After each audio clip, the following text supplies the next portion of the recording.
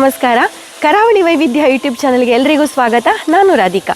ವೀಕ್ಷಕರೇ, ನಾನಿದ್ದೇನೆ ಇವತ್ತು ಹೊಸಬೆಳಕು ಸೇವಾ ಟ್ರಸ್ಟ್ ಬೈಲೂರು. ಇಲ್ಲಿ ಬುದ್ಧನ ಭವ್ಯವಾದ ಕಲೆಯ ಅನಾವರಣ, ಜ್ಞಾನ ಮಂದಿರ, ಚಿತ್ರಮಂದಿರ ಹಾಗೂ ಮೋಕ್ಷಧಾಮ ಇಲ್ಲಿ ಅನಾವರಣ.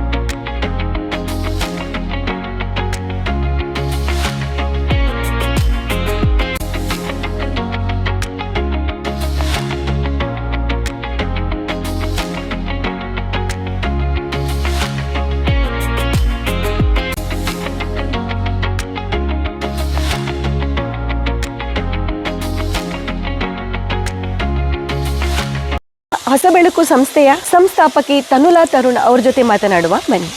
ಕಾರ್ಯಕ್ರಮ ಇಷ್ಟು ಚಂದದಲ್ಲಾಗತ್ತಂತ ನನಗೆ ಗೊತ್ತಿಲ್ಲ. ಅದು ಬುದ್ಧನ ಒಂದು ಪ್ರತಿಮೆ ಆಗಲಿ 22 ಫೀಟಿಂದು ವೆಂಕಿಪಲೆಮಾರ್ ಮತ್ತು ಶ್ರೀನಾಥ್ ಮಣಿಪಾಲ್ ಅವರು ಸೇರಿ ಮಾಡಿರುವಂಥದ್ದು.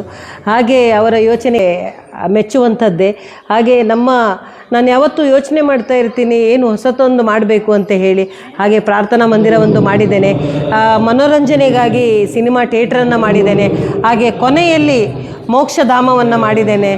ನನಗೆ ತುಂಬ ಖುಷಿ ಆಗ್ತಾ ಇದೆ. ಇವತ್ತಿನ ಈ ಕಾರ್ಯಕ್ರಮ ತುಂಬ ಚಂದದಲ್ಲಾಯಿತು. ಇಲ್ಲಿ ಬಂದ ಎಲ್ಲರಿಗೂ ನನ್ನ ಪರವಾಗಿ ಧನ್ಯವಾದ ಹೇಳೋಕ್ಕೆ ಇಷ್ಟಪಡ್ತೇನೆ. ಯಾವತ್ತೂ ನಮ್ಮ ಜೊತೆಯಲ್ಲಿ ಸದಾ ಹೀಗೆ ಇರಿ ಅಂತ ಹೇಳ್ಕೊಳ್ತೇನೆ. Thank you very much.